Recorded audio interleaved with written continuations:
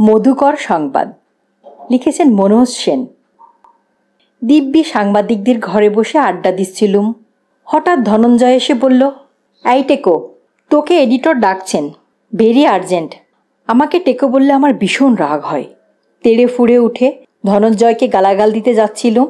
সে বলল, এক্ষুনি যা, দেরি হলে চাকরি নট। ঘরে ঢুকে দেখি সেখানে কাগজের সম্পাদক সনদ ঘোষ আর মালিক নটবর নন্দী দুজনেই উপস্থিত। সনদ ঘোষ বললেন, শোনো কালিদাস, তোমাকে একটা অত্যন্ত গুরুত্বপূর্ণ আর একটা গোপন আরও ভীষণ জরুরি কাজের জন্য পাঠিয়েছি। এখানে যা কথা হবে তা নিয়ে কারুর সঙ্গে আলোচনা করবে না, কারণ যে কাজে তোমাকে পাঠাতে যাচ্ছি তার কথা আগে ভাগে আমাদের শত্রুপক্ষ জানতে পারলে তোমার বিপদ হতে পারে। আমি ঢোক গিলে বললুম, কাজটা কি? বলছি, তার আগে নটবরদা তোমাকে কিছু বলবেন। এবার নটবর নন্দী শুরু করলেন, দেখো কালী, তুমি তো জানো আমাদের কাগজের অবস্থা এখন অত্যন্ত খারাপ। পাঠকরা সবাই অন্য কাগজগুলোর দিকে ঝুঁকছে। কাজে এই কাগজটাকে যদি বাঁচাতে হয় তাহলে আমাদের এমন একটা উত্তেজনাকর কিছু করতে হবে যেটা আমাদের টিকে থাকবার এবং নতুন পাঠক তৈরি করার জন্য খুবই কাজে দেবে। এছাড়াও অন্য কাগজের পাঠকরাও দলে দলে ফিরে আসবে, ঠিক এমন খবর। আমি তীক্ষ্ণ কণ্ঠে বললুম, কি করতে হবে আমায়? উত্তর দিলেন সনদ ঘোষ। বললেন, অনেক ভেবে আমরা একটা প্ল্যান স্থির করেছি, শোনো তাহলে। তুমি নিশ্চয়ই মধুকর রাওয়ের নাম শুনেছ। এ ব্যাপারে তুমি কি কিছু জানো? বললুম, মধুকর রাওকে নিয়ে তো সারা ভারতবর্ষে তোলপাড় চলছে। সে শুনেছি একজন নামজাদা লোক, ডাকাত, খুনি, জালিয়াত, স্মাগলার, আরও যে কত কি। আহা, সে তো সবাই জানে। তার ব্যক্তিগত জীবন সম্পর্কে কিছু জানো? ভয়ানক মারাত্মক লোক, যেমন বদরাগী তেমনি মারকুটে। সরকারি মতে সে আজ পর্যন্ত 28টা খুন করেছে, বেসরকারি মতে সেটা 128 হয়েছে। সে একাই কাজ করে, তার কোনো দলবল নেই। আর এইভাবে সে সারা ভারতবর্ষের সর্বত্র আতঙ্ক ছড়িয়ে চলেছে। কেবল যখন সে ব্যাংক ডাকাতি বা অন্য কোনো বড় ধরনের অপরাধ করে তখন স্থানীয় ক্রিমিনালদের সাহায্য নেয় বখরার বিনিময়ে। তারপর ছায়ার মতো বাতাসে মিলিয়ে যায়। কোথাও কোনো প্রমাণ রাখে না সে, তাই কোনো দেশের পুলিশরাই তার কেশ প্রান্ত আজ পর্যন্ত স্পর্শ করতে পারেনি।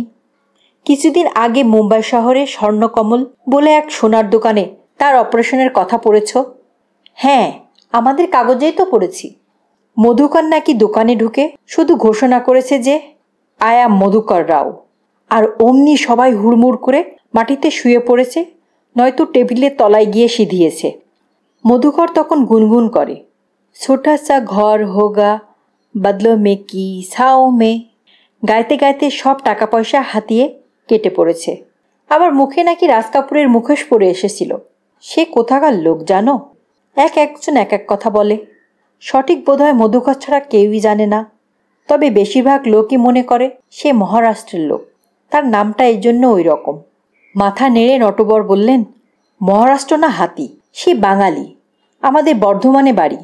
তার বাবার নাম চিন্তামণি রায়, ছিলেন নর্থ ইস্টার্ন রোডের রেলের গার্ড। একবার ট্রেনে যেতে যেতে দেখলাম ছেলে পাঁচু স্কুল পালিয়ে লাইনের পাশে তেঁতুল গাছের তলায় বসে গোটা তিনেক বন্ধুর সঙ্গে কি ছাইপাশ খাচ্ছে। দুদিন পরে বাড়ি ফিরে এসে নারকোল গামছা দিয়ে ছেলেকে এমন পেটালেন যে ডাক্তারখানা থেকে ফিরেই সে ছেলে একেবারে বাড়ি ছাড়া হয়ে গেল, আর ফিরে আসেনি কোনো দিন।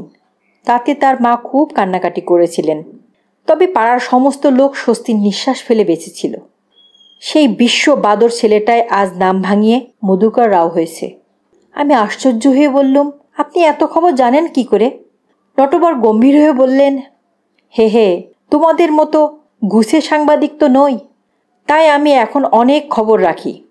জানোই তো তোমরা যা কোশ্চিন কালেও করতে পারবে না।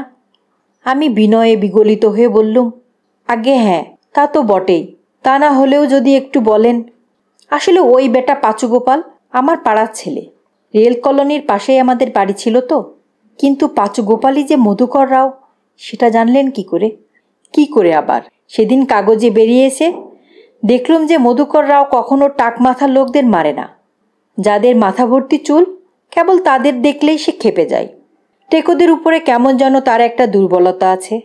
এটা পড়েই মনে হলো যে এ তাহলে আমাদের হারিয়ে যাওয়া পাঁচু গোপাল ছাড়া আর কেউ হতে পারে না, কারণ তার বংশটাই টেকো বংশ। তার বাবা, মামা, বড়দা, সেজ, পিসমশাই সকলেই মাথা টাক, জোড়া টাক। তাই একদিনে তার মাথাতেও যে ওই রকম একটি জুটে বসেছে তাতে তো কোনো সন্দেহ নেই বাপু। কাজেই তার দুর্বলতা হবে না এটা তো হতে পারে না। সে যাকগে, এবার কাজের কথায় আসা যাক। তোমাকে যে কাজের জন্য ডেকে পাঠিয়েছি তা হলো তোমাকে যেভাবেই হোক এই মধুকর রাওকে আমাদের অফিসে ধরে নিয়ে আসতে হবে। আমি পড়ে যেতে যেতে কোনো রকমে নিজেকে সামলে নিয়ে বললুম, সে কি, এ তো অসম্ভব কাজ। সারা ভারতবর্ষের গোয়েন্দা যা পারেনি সে কাজ আমি কিভাবে করব? একটা ছায়াকে কি ধরা যায়? ধরতেই হবে। ইচ্ছে থাকলে সব কিছু করা যায়। আজ্ঞে হ্যাঁ, তা তো বটেই। তবে কিনা গোয়েন্দারা, ধুত্তুর গোয়েন্দারাই সব পারে, আর সাংবাদিকরা পারে না। আচ্ছা, এই মধুকর রাওকেই বা ধরে আনতে হবে কেন? তার জায়গায় কোনো ছোটোখাটো চোর ছাচোরকে ধরলে হয় না? না, হয় না। গবেটের মতো কথা বলো না তো। তোমাকে তো বলেই দিয়েছি, আমাদের কাগজকে যদি বাঁচাতে হয় তাহলে ভয়ানক চাঞ্চল্যকর কিছু করতেই হবে। এর চেয়ে বেশি চাঞ্চল্যকর আর কিছু নিশ্চয়ই হতে পারে না। ভেবে দেখো তো দেখি, আজকে সারা দেশে রোজ মধুকর রাওয়ের কীর্তিকলাপের কথা কাগজে বেরোচ্ছে, ঘরে বাইরে তার আলোচনা হচ্ছে।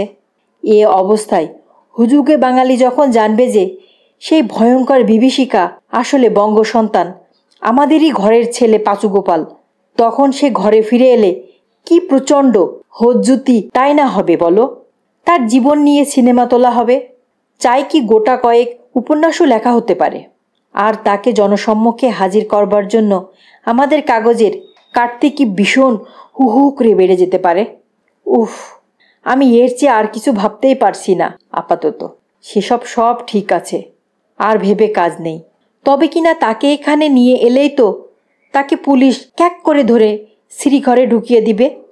তাকে নিয়ে মাতামাতির আগে তো ফাঁসি হয়ে যাবে, ছাই হয়ে যেতে পারে।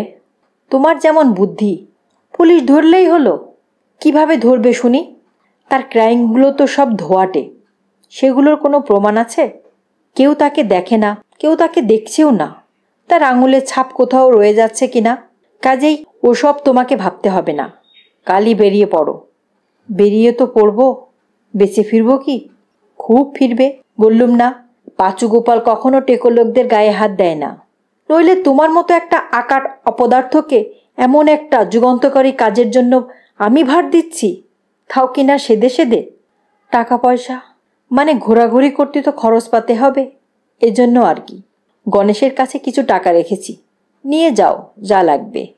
এর বেশি আর কিচ্ছু করতে পারবো না। সন্ধেবেলা নটবর বাবুর বাড়ি গেলুম, মধুকর বা পাঁচুর ব্যাপারে আরও কিছু খোঁজ খবর তার কাছে আছে কি না সেটা জানবার জন্য। জানা গেল অনেক কিছুই। প্রথমত, চিন্তামণি রায় এমনিতেই বেশ ভালো মানুষই ছিলেন, কিন্তু রেগে গেলে একেবারে ক্ষিপ্ত হয়ে পড়তেন।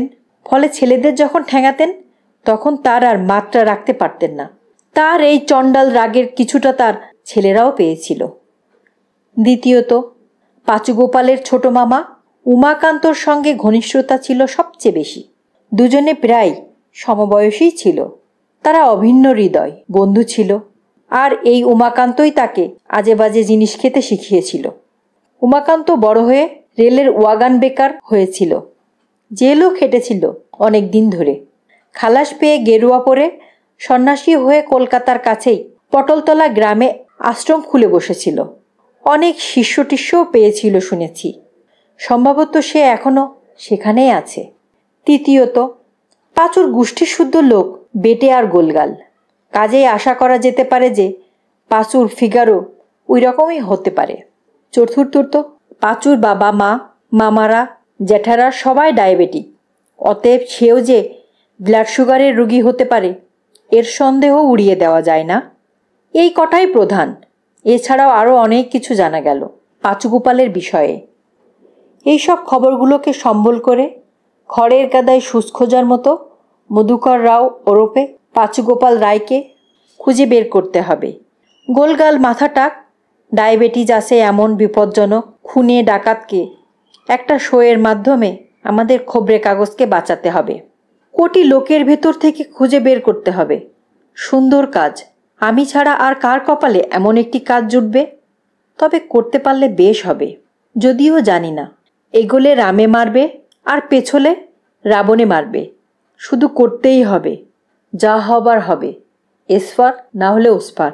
ভেবেছিলুম পটলতলায় একবার যাব কিনা। ওখানে গেলে কোনো লাভ হবে কিনা ঠিক বুঝে উঠতে পারছি না। স্বামী ছোট মামানন্দজি একজন নামকাটা সেপাই, এখন অবসরপ্রাপ্ত ক্রিমিনাল। তিনি তার ভাগ্নের কোনো খবর জানলেও সেটা একজন সাংবাদিককে গড়গড় করে বলে দেবেন তা তো হতে পারে না। উল্টে তাকে সাবধানী করে দেবেন। ফলে ব্যাপারটা যেটুকু গোপনীয়তা আছে সেটুকু লোপাট হয়ে যাবে। তখন আমি ভাগ্নিকে খুঁজব কী করে? সেই বন্দুক বগলে করে আমাকে খুঁজে মরবে। সেটা মোটেই আমার পক্ষে স্বাস্থ্যকর হবে না। অতএব চলে গেলুম বর্ধমান। সেখানে আর কিছু না হোক, কিছু বন্ধুবান্ধব তো আছে। তাদের একজনের আবার সাইপাড়াতেই বাড়ি। সেখানেও অনেক খবরাখবর পাওয়া গেল। সব লিখে নিয়ে একটা মোটা খাতায় ভরে উঠল। এইবার প্রস্তুতিটা ভদ্রস্থ রকমের তৈরি হয়েছে বলে মনে হচ্ছে। এইবার স্ট্র্যাটেজি করতে হবে। একটা কথা সবাই জানে যে মধুকর যে শহরে কোনো ডাকাতি করে সেখান থেকে পত্রপাঠ অন্য কোনো শহরে চলে যায়। পুলিশ বহুবার শহর থেকে বেরোবার রাস্তাগুলো সিল করে দিয়েও তাকে ছুঁতে পারেনি। এর থেকে একটা কথা মনে হয় যে সে পালায় কোনো মস্ত গাড়ি চালিয়ে, শীষ দিতে দিতে বা প্লেনে চড়ে নয়। সে যায় হয় ট্রেনে, সেকেন্ড ক্লাসে, নয়তো ভিড় উপচানো সাধারণ বাসে। এর মধ্যে দ্বিতীয়টার সম্ভাবনাই সবচেয়ে বেশি মনে হলো আমার। তার একটা কারণও আছে। ট্রেনের সময় আর তার পালানোর সময় নিশ্চয়ই মিলে যাবে না। অতএব আমাকে বাস টার্মিনালগুলোর উপর নজর রাখতে হবে। আর একটা ব্যাপার হলো, তার ডাকাতিগুলোর ইতিহাস দেখলে একটা কথা পরিষ্কার হয় যে তার কাজকর্ম সবই উত্তর, পশ্চিম আর দক্ষিণ ভারতে। ঘুরিয়ে ফিরিয়ে কখনোই এক প্রদেশের পরপর দুইবার নয়। পূর্ব ভারতে নয় কেন? তবে কি সে সত্যি সত্যি বঙ্গ সন্তান? নাকি তার ধারণা যে এদিকে ডাকাতি করলে তার ধরা পড়বার সমস্যা থাকে? সে যাই হোক, বর্ধমান থেকে ফিরে পরদিনই দুগ্গা দুগ্গা বলে বেরিয়ে পড়লুম। মধুকরের শেষ ব্যাংক ডাকাতিটা হয়েছিল মুম্বাইয়ে। অতএব এবারের দক্ষিণে হতে পারে। তাই ভেবে চলে গেলাম আইটি সেন্টার ব্যাঙ্গালোরে। মনে হলো যে শহরটা মধুকরের কাছে লোভনীয় হতে পারে। একটা সস্তা মেসে উঠে পড়লাম। চোর ডাকাতদের আস্তানার সন্ধানে ঘুরে বেড়াই, বিশেষ থাকা হয় না। লাভ বিশেষ কিছুই হলো না। তার প্রধান কারণ ভাষার সমস্যা। কেবল একটা কথাই শেখা গেছে, চিলমারি, অর্থাৎ শান্ত হও। শান্ত কি আর হওয়া যায়? বেঙ্গালুরে নয়, মধুকরের পরের কীর্তিটা ঘটল হায়দ্রাবাদে। আমি হন্যে হয়ে পৌঁছলুম। সেখান থেকে গুরগাঁও, তারপর কোচিন, আবার ব্যাঙ্গালোর, বিশাখাপট্টনম, দেরাদুন, আরও কাহা কাহা মুল্লুক। সারা দেশে যত বাস স্টেশন আর তার কাছে পিঠে খাবার জায়গাগুলো সবই আমার চেনা হয়ে গেল। কথাই বলে, যদি কোনো কাজ কেউ মন লাগিয়ে করে, তার মানে খুব সম্ভবত মন লাগিয়ে কোনো কাজ করলে সে কাজে সিদ্ধি লাভ করা যায়, এবং সেটা যেভাবেই হোক না কেন। আমার ক্ষেত্রে কিন্তু কথাটা ফলবে বলে মনে হচ্ছিল না। টাকা পয়সা প্রায় শেষ। যত্রতত্র হাজিবাজি খেয়ে খেয়ে শরীরের শক্তিও প্রায় তলানিতে এসে ঠেকেছে। এমন সময় ভালো বাংলায় যাকে বলে অপ্রত্যাশিত আর আশাতীত একটা ঘটনা ঘটল। চণ্ডীগড়ে মধুকর উদয় হয়েছিল। আমি তখন গোয়ালিয়র থেকে এসে দিল্লিতে ঘাপটি মেরে বসেছিলুম। আমার কিভাবে যেন ধারণা হয়েছিল যে তার পরে টার্গেট হতে পারে হয় দিল্লি, নয়তো রাজস্থান। আমার হিসাবটা প্রায় মিলেই গিয়েছিল বলা চলে। যাই হোক, টিভিতে খবর শুনেই দৌড়ে এলাম চণ্ডীগড়ে। সেখানে ইন্টার স্টেট বাস টার্মিনালে নেমে দেখি একটা বেটেখাটো গোলগাল মাথাটা লোক সুটকেস হাতে অন্য একটা বাসে উঠছে। সেটা যাবে আম্বালা হয়ে রোপার। কাজে আমিও একটা টিকিট কেটে গুটি গুটি গিয়ে সেই বাসটায় চড়ে বসলুম। ভাবলুম লোকটা যেখানে নামবে আমিও সেখানে নেমে যাব, তারপর যা হয় দেখা যাবে। আমি ওঠা মাত্রই বাসটা ছেড়ে দিল। সেই লোকটা আমার সামনে 2-3টে সিট আগেই বসেছিল। দেখি সে একটা পাঞ্জাবি খবরের কাগজ খুলে পড়তে শুরু করেছে। দেখে একটু দমে গেলুম। স্থির করলুম আম্বালায় বাস দাঁড়ালে সেখানেই নেমে যাব, আর অন্য একটা বাস ধরে সোজা দিল্লি ফিরে যাব, সেখান থেকে কলকাতা। ঢের হয়েছে, আর সহ্য হচ্ছে না। চাকরি থাক আর যাক, প্রাণে তো বাঁচি। আমি আগে ফিরতে চাই, কিন্তু মানুষ ভাবে এক, ভগবান করে আর এক। আম্বালা শহরের বাইরে জিটি রোডের উপরে একটা মস্ত বড় ধাবা আছে। সন্ধে নাগাদ আমাদের বাস সেখানে দাঁড়ালো। কন্ডাক্টর যাত্রীদের ওখানে রাতের খাওয়াটা সেরে নিতে বললেন। ভাবলুম এখানেই খেয়ে নিয়ে দিল্লির বাস ধরব। বিরাট জায়গা জুড়ে ধাবা, নেমন্তন্ন, বাড়ির মতো লাইন করে বেঞ্চি পাতা। সেখানে অসংখ্য লোক পাশাপাশি বসে খাচ্ছে। তাদের মধ্যে বোধহয় ভারতবর্ষের সব দেশেরই লোক আছে। বেশ কয়েকজন সাহেব গোছের লোকও আছে। দেখা গেল দূরে বসে তারাও খাবার খাচ্ছে। আর 4-5 জন অল্প বয়সী ছেলে চরকির মতো ঘুরছে। তারা অর্ডার নিচ্ছে, খাবার দিচ্ছে, জল দিচ্ছে, খাবার জায়গা পরিষ্কার করছে। সে একটা দেখবার জায়গা।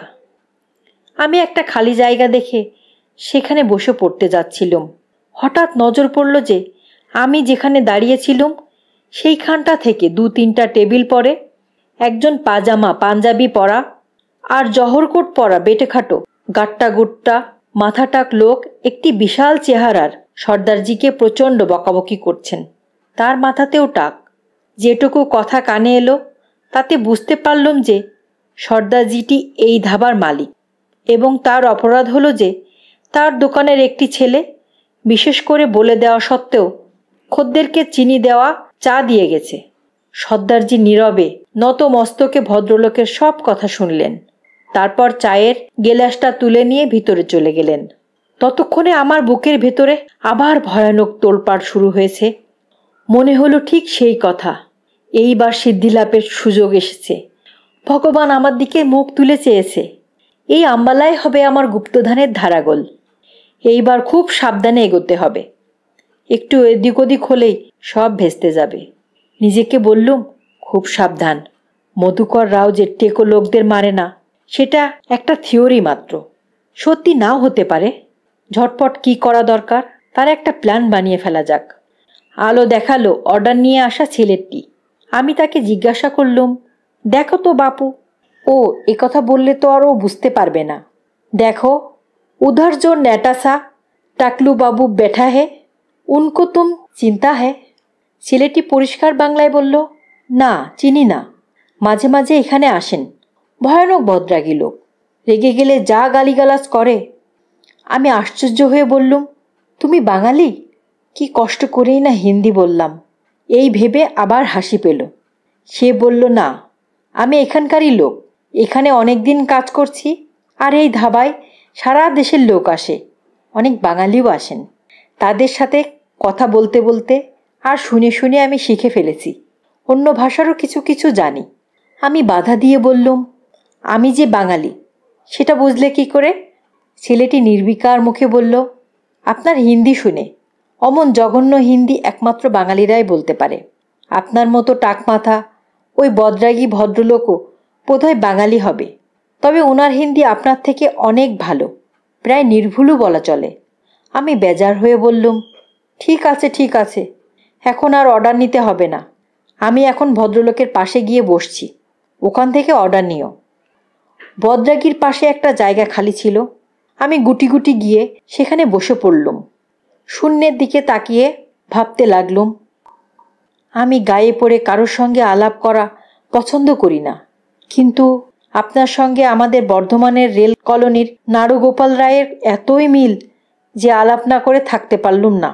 আপনি কি চিন্তামণি রায়ের কোনো আত্মীয়? বদরাগীর দুচোখ আমার কথা শুনে ধক করে জ্বলে উঠল। তবে সেটা কয়েক সেকেন্ডের জন্য। তারপরে আগুনটা নিভে গেল। চাপা ফ্যাসফেসে গলায় হিন্দিতে বললেন, আপনি কি আমাকে কিছু বললেন? আমি কিন্তু আপনার কথা বুঝতেই পারছি না। আমি বাংলাতেই আবার বললাম, তাই হবে হয়তো। আসলে নাড়ুদার সঙ্গে অদ্ভুত মিল আছে না আপনার চেহারার, তাই বলছিলাম আর কি। অদ্ভুত মিল বলতে? আর চায়ে চিনি দেওয়ায় চটে গেলেন, সেটা দেখেও আমার মনে হচ্ছিল আপনি হয়তো চিন্তা জ্যাঠার হারিয়ে যাওয়া ছেলে পাঁচুদা। নাড়ুদাও চায়ে চিনি দিলে ফিউরিয়াস হয়ে যেত। কি জানেন তো, চিন্তার জ্যাঠা সবসময় পাঁচুদার কথা বলতেন। মারা যাওয়ার সময় তার শেষ কথা ছিল, পাঁচুর সঙ্গে আর দেখা হলো না। দেখা হলে বলতুম যে তোর মায়ের কথা ভেবে তুই ফিরে আয়, তার কান্না আমি আর সহ্য করতে পারছি না। তাছাড়া চিন্তা জ্যাঠার বড় মেয়ে কমলিকাদি মারা যাওয়ার সময় প্রবল জ্বরের ঘোরে পাঁচু এসেছে বলে কেঁদে উঠতেন। আমার বেশ একটা ফুলো এসে গিয়েছিল। অর্ডার নেওয়ার ছেলেটি এসে বদরাকির সামনে এক গ্লাস চা বানিয়ে দিয়ে আমাকে থামিয়ে দিয়ে বলল, এখন অর্ডার দেবেন। আমি খাবার অর্ডার দিলুম। এবার বদরাগী মাথা নিচু করে চায়ে চুমুক দিতে দিতে হিন্দিতে আবার বললেন আমাকে, আপনার প্রবলেমটা কি? আমি প্রথমটা থমকে গিয়েছিলুম, সামলে নিয়ে জিজ্ঞাসা করলুম, আপনি কি বাংলা বলতে পারেন? হিন্দিতে জবাব এলো, অল্প অল্প। হিন্দিতে অসুবিধে থাকলে আপনি বাংলাতেই বলতে পারেন। হিন্দিতে আমার নিজের কোনো অসুবিধে নেই, তবে যে শোনে তার খুব অসুবিধে হয়। মানে আমার হিন্দি শুনলে হিন্দি ভাষাভাষীর লোকেরা কিছুক্ষণের মধ্যেই অসুস্থ হয়ে পড়ে, নয়তো মার মেরে মেরে আমাকে তাড়িয়ে দেয়। ভদ্রলোক মৃদু হেসে বললেন, আপনি আমাকে বাংলাতেই বলুন। প্রবলেম তেমন কিছু নয়। ওয়েস্ট বেঙ্গলে বর্ধমান বলে একটা শহর আছে, সেখানে রেল কলোনির পাশে সাইপাড়ায় আমাদের বাড়ি। আজ থেকে প্রায় 24 বছর আগে, আমার তখন বছর 6 বয়স, রেল কলোনির একটা ছেলে পাঁচু গোপাল রায় কোনো কারণে তার বাবা চিন্তামণি রায়ের হাতে বেধড়ক মার খেয়ে বাড়ি থেকে পালিয়ে গিয়েছিল, আর ফিরে আসেনি। ছেলেটা যেটা জানতো না তা হলো তার দুষ্টামিটা তার বাবা কিন্তু খুব উপভোগই করতেন, কারণ তিনি নিজেও ছোটবেলায় খুব ডানপিটে ছিলেন। তিনি যে ছেলেকে মারধর করতেন সেটা ছিল সমাজের চাপে আর সমাজে বসবাস করার জন্য। তারপর ছেলেটি নিরুদ্দেশ হলে তার বাবা মা একেবারে ভেঙে পড়েছিলেন। তিনি অনবরত নিজেকে দোষারোপ করতেন। শুধু তিনিই নন, সমস্ত পরিবারটাই সেই রকম অবস্থায় পড়েছিল। সবাই একই রকম হয়েছিল তাদের অবস্থা। সেই আঘাতটা তারা কোনোদিনই সামলে উঠতে পারেনি। আমি বড় হয়ে ছেলেটির দাদা নাড়ুগোপাল আর ছোট বোন কাজলদির কাছে তার অনেক গল্প শুনেছি। নাড়ুদার দিদি কলমিকাকে আমার মনে পড়ে না, শুধু গল্প শুনেছি। তিনি তার ছোট ভাইকে অসম্ভব ভালোবাসতেন, তাকে কোলে পিঠে করে মানুষ করেছেন। তো সেই ভাই নিরুদ্দেশ হওয়ার খবরে সেও খুব কাতর হয়ে পড়েছিলেন। তারাই কি আপনাকে পাঠিয়েছেন সেই ছেলেটির সন্ধানে? না না, তারা পাঠাবেন কেন? ওই পরিবারের কাজলদি ছাড়া আজ আর কেউই বেঁচে নেই। তা কাজলদিও সেরিব্রাল স্ট্রোকে আজ বছর কয়েক হলো শয্যাশায়ী, কোনো অঙ্গই কাজ করে না, শুধু প্রাণটুকু আছে। তবে হ্যাঁ, বলতে পারেন যে কাজলদির ছেলে র্যাম্বো আর নাড়ুদার ছেলে জাম্বো আমাকে পাঠিয়েছে। এখন র্যাম্বোর বয়স 8 বছর, জাম্বোর বয়স 14। তাদের কাছে পাঁচু গোপাল হিরো নাম্বার 1। অনেক বছর বাদে তারা নিজেরাই তাকে খুঁজতে বের হবে। এ ব্যাপারে ওরা দুজনেই একেবারে একমত। ওরা কি কলোনিতেই থাকে? না, তা থাকবে কি করে। চিন্তা জ্যাঠা রিটায়ার্ডের পরেই সাইপাড়াতেই বাড়ি কিনেছিলেন। তার বছর 2-এর মধ্যেই উনি আর জ্যাঠামা দুজনেই মারা যান। কাজলদি অল্প বয়সে বিধবা হয়ে বাড়িতেই এসে উঠেছিল, এখনো ওখানেই আছে। চিন্তা জ্যাঠার ছোট ভাই প্রশান্ত কাকা ওদের দেখাশোনা করেন, তবে উনি পাঁচু গোপালের ব্যাপারে খুব একটা উৎসাহী নন। বুঝতেই তো পারেন, ভাইপো ফিরে এলে তাকে সপরিবারে বাড়ি ছেড়ে চলে যেতে হবে, আর একতলার ভাড়ার টাকাটাও বেহাত হবে। উনি নিজে তো কিছুই করেন না, কাজেই তার উৎসাহ না থাকবারই কথা। বুঝেছি। নাড়ুগোপাল মারা গেল কিভাবে? আমি ঠিক জানি না, নানা লোকে নানা কথা বলে। শুনেছি পারাদ্বীপে গিয়েছিলেন তার ব্যবসা সংক্রান্ত কোনো কাজে, সেখানে মারা যান। কেউ বলে জলে ডুবে, কেউ বলে বন্দুকের গুলিতে, আবার কেউ বলে গাড়ি দুর্ঘটনায়। আমার শ্রোতাটির চোখ দুটো আবার জ্বলে উঠল। হিমশিম করে বললেন, পুলিশ কি বলেছে? জানি না, এ ব্যাপারে রায় পরিবার কারোর সঙ্গে কোনো আলোচনা করে না। ঠিক আছে, আর কমলিকা, সে কোথায় থাকে? তার সন্তানাদি নেই? কমলিকাদি বিয়ের আগেই ওপারে চলে যান। বোধহয় খুব একটা খারাপ ধরনের টাইফয়েড হয়েছিল তার। আমার যখন 10 বছর বয়স, কমলাদির কোনো স্মৃতি আমার মনে নেই।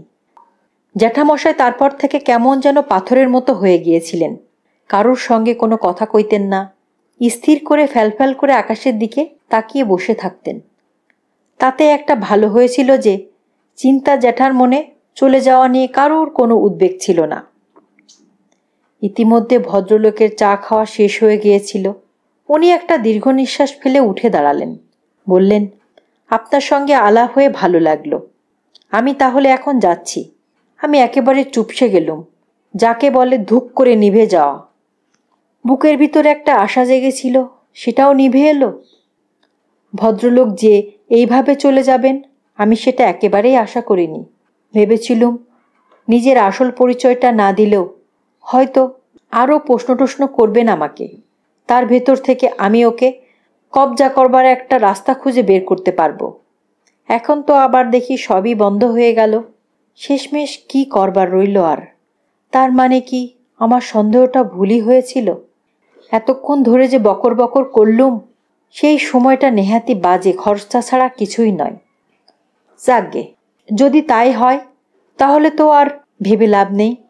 এবার তাহলে ফেরার প্রস্তুতি নেওয়া যাক। রাত 9টায় দিল্লির বাস ছাড়বে, তাই ধীরে সুস্থে খাওয়া দাওয়া সেরে বাস স্টপেজের দিকেই রওনা হলুম। আমার মনের ভেতর থেকে একটা খটকা কিন্তু তখনও যাচ্ছিল না। বাস স্টপেজের দিকে যেতে যেতে চিন্তা করছিলুম যে আমার সন্দেহটা কি সত্যিই ভুল হয়েছিল। লোকটা যদি পাঁচুগোপাল নাই হবে, তবে সে এতগুলো প্রশ্ন করতে গেল কেন? তাছাড়া লোকটির বাংলা নামের উচ্চারণগুলো বাঙালি ধাঁচের। কামালিকা না বলে কমলিকা, কাজাল না বলে কাজল। ধাবার ছেলেটিও বলল যে সে সম্ভবত বাঙালি। এখন অবশ্য এসব কথা ভেবে আর লাভ কি, যেখানে কিছুই হবার নয়। অত্রতত্র রাতে বাস টার্মিনালে যাওয়ার রাস্তাটা তখন খুব নির্জন। তার দুপাশে সার দিয়ে ঝুপসি গাছ, ফলে স্ট্রিট লাইটের আলো তলা পর্যন্ত পৌঁছাচ্ছে না। রাস্তাটা আলো আধারই হয়ে আছে। আমি মাথা নিচু করে খানাখন্দ দেখতে দেখতে যাচ্ছিলুম। হঠাৎ শুনি পেছনে বদরাগীর গলা। পরিষ্কার বাংলা বলল, এই যে মশাই, একটু দাঁড়ান। আমার শির দ্বারা বেয়ে একটা বরফ ঠান্ডা স্রোত বয়ে গেল। বুঝলুম এই শেষ। যা ভয় পাচ্ছিলুম তাই হলো। এই বেটা মোটেই কোথাও যায়নি। আমার জন্য এই ভুতুড়ে জায়গাটাই অপেক্ষা করে বসেছিল। এক্ষুনি 6টা গুলি করে আমার বুক ঝাঁঝরা করে দেবে। আমার সারা গায়ে কুলকুল করে ঘাম বেরোতে শুরু করলো। দৌড়ে পালাবার চেষ্টা করব, তাতেও কোনো লাভ নেই, কারণ গলাটা খুবই কাছ থেকে এলো। মনে হলো কথাটা বলে বেটাকে অন্তত কিছুক্ষণের জন্য কিছু আটকে রাখতে পারি না। কেউ না কেউ যদি আসে নিশ্চয়ই আমাকে উদ্ধার করবে। তাই খুব আস্তে আস্তে ঘুরে দাঁড়ালুম। দেখি একটা গাছের তলায় বদরাগী দাঁড়িয়ে রয়েছেন, তবে সৌজন্যক্রমে তার দুটো হাতই খালি। আমি কাষ্ঠহাসি হেসে বললুম, ওহ আপনি? আমি ভেবেছিলাম অন্য কিছু। লোকটি একটু এগিয়ে এসে বললেন, অন্য কিছু মানে? না মানে আমি ভেবেছিলাম এই যাকে বলে ঈশ্বরীর গলা। কেন, আপনার ভূত বলে মনে হচ্ছিল নাকি? হবে না, এই সুদূর পাঞ্জাবে, এই নির্জন রাস্তায় কে আমাকে বাংলায় ডাকবে বলুন তো? আমাকে তো এখানে পাঞ্জাবি হোক বা বাঙালি হোক কেউ চেনেই না। আমি তাই ভাবলুম এটা নিশ্চয়ই ভূতের গলা। আমাকে ডেকে দাঁড় করিয়ে আমার উপর লাফিয়ে পড়ে ঘাড় মটকাবে আর কি। এক প্রস্থ অট্ট হাসি, সেটা থামলে বদরাগী বলল, সে যাগে, কোথায় চললেন আপনি? দিল্লি। একটু পরেই বাসে উঠব। বাস বাদ দিন তো, আমিও দিল্লি যাচ্ছি। আপনি আমার সঙ্গে চলুন, আমার গাড়ি আছে, গল্প করতে করতে যাওয়া যাবে। বাহ, সে তো ভালো কথা, আমারও কিছু টাকা বেঁচে যাবে।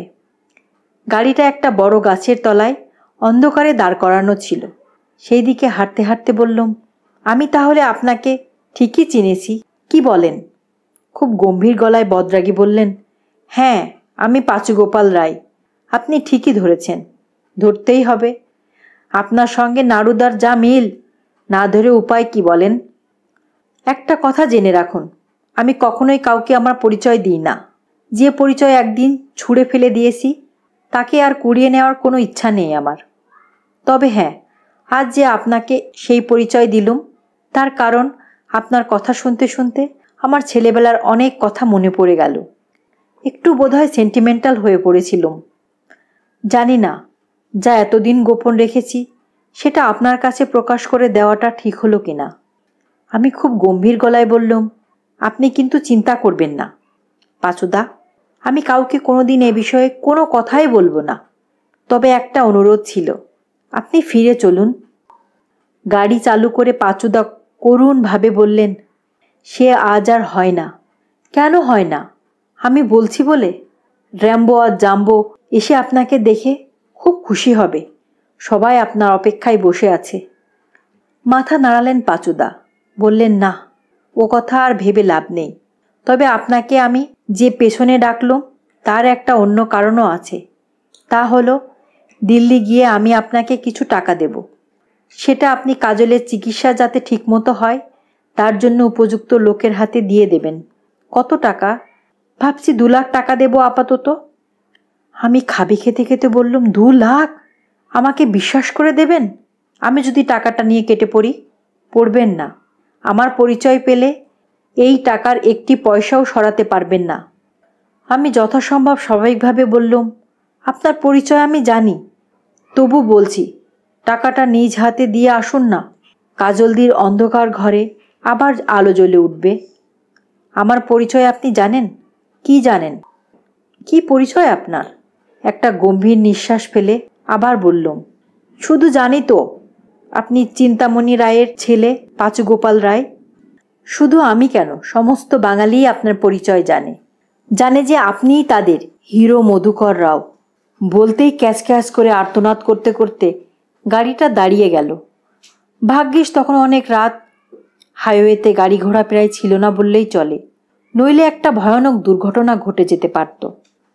মিনিট 2 বাদে ভয়ে ভয়ে জিজ্ঞাসা করলুম, কি হয়েছে পাঁচুদা? পাঁচুদা তখন স্টিয়ারিংয়ের উপর মাথা রেখে চুপ করে বসেছিলেন। মুখ তুলে বললেন, তুমি সত্যি বলছো যে সব বাঙালিরা আমাকে চেনে আর আমাকে হিরো মনে করে? কিন্তু সরকারের চোখে তো আমি একজন অপরাধী। তাতে কি হয়েছে? রবিনহুডও তো তাই ছিলেন, অথচ লোকে আজও তাকে মনে রেখেছে। উপর নিচে মাথা নেড়ে পাঁচুদা বললেন, হ্যাঁ হ্যাঁ, তা বটে। রবিনহুডও তো ডাকাতি ছিল, তাই না? আমাকেও তো তারই মতো কত বদনাম সহ্য করতে হয়েছে, কত অপমাননা সহ্য করতে হয়েছে। তার ইয়াত্তা নেই। সেসব রটিয়েছে ওই সরকারি পুলিশ। তবু দেখো, আমার দেশের লোক আমাকে মনে করে। কি বদনাম রটিয়েছে পুলিশ! এই তো দেখো না, ওরা বলে যে আমি নাকি 60-70টা খুন করেছি। বিশ্বাস করো, আমি কিন্তু আসলে একটা খুনও করিনি। একবার একটা লোকের বুকের উপর বন্দুক তুলেছিলাম মাত্র। লোকটা হার্টের রোগী ছিল, ফলে ভিমড়ি খেয়ে পড়ে ওইখানেই মারা গিয়েছিল। আমি কিন্তু গুলিও ছুড়িনি। আর একবার একটা বাড়ির 7 তলার উপরে একটা জিমনেশিয়ামে ডাকাতি করতে গিয়েছিলাম। আমার নাম শুনে কোথাও কিচ্ছু নেই, ইয়া তাগড়া তাগড়া জোয়ান লোকগুলো হাত পা ছুঁড়ে চেঁচাতে চেঁচাতে সোজা জানালা দিয়ে নিচে লাফিয়ে মরেছিল। তাদের কেউই বোধহয় বেঁচে নেই। আমি কিন্তু কিছুই করিনি। তবু পুলিশ বলছে যে আমিই নাকি ওদের উপর থেকে ছুঁড়ে ছুঁড়ে ফেলে মেরেছি। আচ্ছা, সেটা কখনো সম্ভব? যে যেখানে বেঘরে মারা যাচ্ছে, পুলিশ তাদের দায় আমার ঘাড়ে চাপাচ্ছে। বোধহয় আমাকে যে ধরতে পারছে না সেই রাগে। কি অন্যায় বলো দেখি! এদেশে সততা বলে কিছু আছে নাকি? একজন শান্তিমতো ডাকাতি করবে, তারও জো নেই। আমি মুখটা যথাসাধ্য করুণ করে বললুম, তা যা বলেছেন। একটা কথা, আমি তো এখান থেকে সোজা বর্ধমান যেতে পারবো না, কলকাতা হয়ে যেতে হবে। ওখানে পা দিলেই তো পুলিশ আমাকে ধরে জেলে ভরে দেবে। আমি জানি ওরা দমদম, শিয়ালদা আর হাওড়া স্টেশনের উপর কড়া নজর রেখেছে। কাজেই আমাকে ওসব জায়গায় নিজের পরিচয় দিলে চলবে না। তাহলে লোকে আমাকে চিনবে কি করে? আপনি গোপনে যেতে যাবেন কোন দুঃখে? মধুকর রাও তার আপন দেশে যাবেন বুক ফুলিয়ে। দেখবেন ওখানে আপনাকে অভ্যর্থনা জানানোর জন্য কাতারে কাতারে লোক অপেক্ষা করছে। ব্যান্ড পার্টি, পুষ্পমাল্য, আরও কত কি বাজছে। ছেলে বুড়ো সবাই, বড় বড় নেতারা এত মালা নিয়ে আপনার জন্য দাঁড়িয়ে আছেন।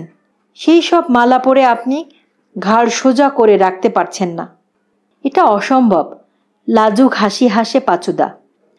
তারপর বললেন, এরকম হতেই পারে না। আলবাত হতে পারে। অবশ্যই তার জন্য কিছু ব্যবস্থাপত্র করতে হবে। কি ব্যবস্থাপত্র করতে হবে? তা করবেনই বা কিভাবে? আমিই করতে পারি। কি করবে? একটা দৈনিক পত্রিকার সম্পাদককে আমি চিনি। আমি তাকে টেলিগ্রাম করে দেব, আমরা যাওয়ার আগে আগেই আপনার আগমন বার্তা সবাই জানতে পারে। তখন দেখবেন যে বাঙালির ভালোবাসার জোয়ারে পুলিশ কিচ্ছু করতে পারছে না। তাহলে টেলিগ্রাম কেন? একটা ফোন করে দাও। টেলিফোন? আপনি খেপেছেন? এটা বিংশ শতাব্দীর মাঝামাঝি, তার উপরেও ভারতবর্ষ। দিল্লি থেকে কলকাতায় ফোন করা সে কি বিশাল ঝামেলা, তা আপনি জানেন না। 3 দিন লাগবে একটা ট্রাঙ্ক কল পেতে। টেলিগ্রাম করলে সেটা অন্তত পৌঁছবে 2 দিনে। অন্তত কাগজওয়ালারা সেটা ঠিকমতো হাতে পাবে। তার মধ্যে অন্তত পাবলিসিটিটা হয়ে যাবে। তারপরেই আমরা দিল্লি থেকে একটা ফ্লাইট নিয়ে ওখানে পৌঁছে যাব। মানে প্লেনে? ওরে বাবা, আমি ওর মধ্যে নেই। প্লেনে চড়তে আমার ভীষণ ভয় করে। ইঞ্জেকশন নিতেও আমার ভীষণ ভয় করে। আমরা ট্রেনেই যাব। 7-8 ঘন্টা লেট করে। আমাদের ট্রেন যখন হাওড়ায় পৌঁছলো তখন সন্ধে হতে আর খুব বেশি দেরি নেই। আমরা সকলেই ট্রেন থেকে নামলুম। প্ল্যাটফর্মে তখন গোটা কয়েক কুলি আর কিছু ভবঘুরে জাতীয় লোক ছাড়া আর কাউকেই দেখা গেল না। চারদিকে তাকিয়ে পাচুদা বললেন, কই হে, তোমার কাতারে কাতারে লোক, ব্যান্ড পার্টি সব কোথায়? কাউকেই তো দেখতে পাচ্ছি না। আমি মাথা চুলকে বললুম, ব্যাপারটা তো ঠিক বুঝতে পারছি না। মনে হচ্ছে আমার টেলিগ্রামটা নিশ্চয়ই পৌঁছয়নি। পুলিশ যদি লোকজনদের স্টেশনে ঢুকতে আটকে থাকে তাহলে তো তারা এখানে আসবে কি করে? তাদেরও তো কারোর টিকি দেখতে পাচ্ছি না। কিছু একটা হয়েছে জানেন? চলুন এখানকার টেলিফোন বুথ থেকে খবরের কাগজে একটা ফোন করা যাক। উদাসীন গলায় পাচুদা বললেন, ঠিক আছে, তাই চলো। ওর কথার সুর থেকে মনে হলো উনি রেগে যাননি, বরং যেন একটু স্বস্তি পেয়েছেন। সেটা হয় স্বাভাবিক। যে লোকটি এতদিন মানুষজন এড়িয়ে চলেছেন, নিজেকে সকলের আড়ালে রেখেছেন, তিনি যে মনে মনে লোকের ভিড়, ফুলের মালা, অভ্যর্থনা, সভা ইত্যাদি নিয়ে একটু উদ্বিগ্ন হয়ে পড়বেন, তাতে তো আশ্চর্য হওয়ার কিছু নেই। এখন চিন্তা, এখানকার টেলিফোন চালু আছে তো? আমার পরম সৌভাগ্য যে টেলিফোন চালু ছিল এবং এডিটর সনদ ঘোষকে পাওয়া গেল। আমি অত্যন্ত উত্তেজিত হয়ে বললুম, সনদদা, আমি দিল্লি থেকে মধুকর রাওকে নিয়ে এসেছি। আপনারা কোথায়? আমার টেলিগ্রাম পাননি? হাই তুলতে তুলতে সনদদা বললেন, পেয়েছি। এবার ওই মধুকর রাওকে পরের ট্রেনে দিল্লি ফেরত পাঠিয়ে দাও, তারপর সোজা অফিসে চলে এসো। আমি ভয়ানক আশ্চর্য হয়ে বললুম, কি বলছেন আপনি? আপনারাই আমাকে ওকে ধরে আনতে পাঠালেন, আমি নিজে জীবনের ঝুঁকি নিয়ে ওকে খুঁজে খুঁজে নিয়ে এলুম, আর এখন বলছেন ফেরত পাঠিয়ে দিতে? এর মানে কি? আবার হাই তুলতে তুলতে সনদদা বললেন, এর মানে হলো তুমি যদি আর মাস 2 আগে ওকে নিয়ে আসতে পারতে তাহলে তোমার টেলিফোনের একটা মূল্য থাকতো। আজ আর নেই। সে কি, কেন? তার কারণ, মাস 2 আগে বাঁকুড়ার খুন্টি পাহাড়ে এক সিদ্ধ পুরুষ এসেছেন। তার নাম অদৃশ্য বাবা। এখন বাঙালি নাওয়া খাওয়া ছেড়ে তাকে নিয়ে পড়েছে। মধুকর রাওয়ে তাদের কোনো ইন্টারেস্ট নেই। সিদ্ধ পুরুষের নাম অদৃশ্য বাবা। সে আবার কি? তিনি এক বাকসিদ্ধ মহাযোগী সাধু বাবা। তিনি দেখা মাত্রই অদৃশ্য হয়ে যান। ধরো, নদীর ধারে গাছতলায় বসে তোমার সঙ্গে কথা বলছেন, বলতে বলতে হঠাৎ অদৃশ্য হয়ে গেলেন। তুমি দেখলে যে তিনি চোখের পলকে নদীর ওপারে একটা পাহাড়ের চূড়োয় বসে তপস্যা করছেন। অদ্ভুত ক্ষমতা। এই ঘটনা অবশ্য খুব কম লোকেরই দেখবার সৌভাগ্য হয়েছে। তবু তা দেখবার আশায় অসংখ্য লোক খুন্টি পাহাড়ে গিয়ে হত্রতত্র সব ছড়িয়ে রয়েছে। তাহলে তাই বা থাকবেই বা না কেন? বাবা তাদের মধ্যে যার উপরে প্রসন্ন হচ্ছেন তার নাকি কপাল ফিরে যাচ্ছে। আমাদের 2জন রিপোর্টারও সেখানে বসে আছে। আমরা রোজ সাধু বাবার খবর আর ছবি চেপে দিচ্ছি। হুজুগে বাঙালি পাঠক খবরের অভাবে এসব খবরই গিলছে। তুমিও শিগগিরই যাবে ওখানে অরবিন্দুকে রিলিফ দিতে। আমি বললুম, বুঝেছি সনদদা, আর বলতে হবে না। তবে আমি যে এত পরিশ্রম করলুম তার কি হবে? কি আর হবে, তোমার চাকরিটা থাকবে। বুথ থেকে বেরিয়ে দেখি পাঁচুদা উদাস হাসি হাসি মুখে স্টেশনের বাইরে বহমান জনস্রোতের দিকে তাকিয়ে রয়েছেন। বললুম, পাঁচুদা, খুব গোলমাল। পুলিশ গোয়েন্দারা আপনার খোঁজে একবারে ক্ষেপে উঠেছে। এই জন্য কোনো কাগজ আপনার কোনো খবর ছাপছে না। এখানে আসবার কথা তো প্রশ্নই ওঠে না। কাজেই আপনি পত্রপাঠ কেটে পড়ুন, নইলে সমূহ বিপদ হতে পারে। পাঁচুদা কিছুমাত্র বিচলিত হলেন না। বললেন, দূর দূর, কোথায় যাব? এখানে ফিরে এসে এত ভালো লাগছে যে কি বলবো। বর্ধমানে এক্ষুনি যাওয়া উচিত হবে না, কিছুদিন পরে যাব। আপাতত পটলতলাতেই যাই, সেখানে স্বামী প্রবলানন্দ আছেন। যাই তার চরণে আশ্রয় নিয়ে গিয়ে তিনি ঠিক আমার একটা হিল্লে করে দেবেন। বলেন কি, আপনিও শেষমেশ আশ্রমে স্বামী প্রবলানন্দ রায়ের কাছে? ধন্যবাদ।